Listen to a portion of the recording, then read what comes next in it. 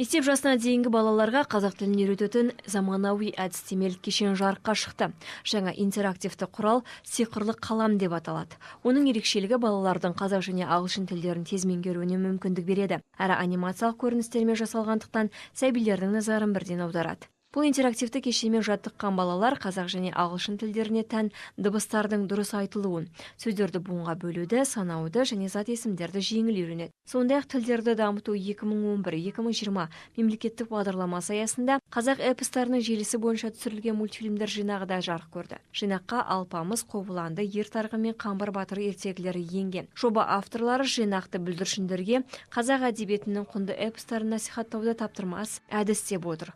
Бұл туындылар олардың ұлт мәдениеті мен тарихына деген қызығушылығын оятып, қайырымдылық пен өжеттілікке тәрбиелейді. Жалпы екі жобаға 130 миллион теңгеге жуық қаржы жұмсалған. Жобаға тапсырыс беріп, жүзеге асуына мұрындық болған Алматы қалалық тілдерді дамыту басқармасының өкілдері барлық балабақшаларды интерактивті құралмен қамтамасыз етуді жоспарлап отыр.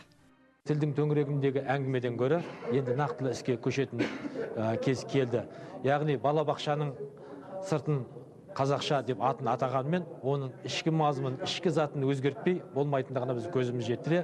Осы Алматы қаласында біз бірнеше жылдардан бері анимациялық фильм жасауды қолға алған болатынбыз. Енді келесі кезеңде біз осы етене жақын әрбір қазақ баласының табиғатынан туындайтын қазақ эпостарын жасауды. Соның алғашқы несі Қарлығаш десек болады.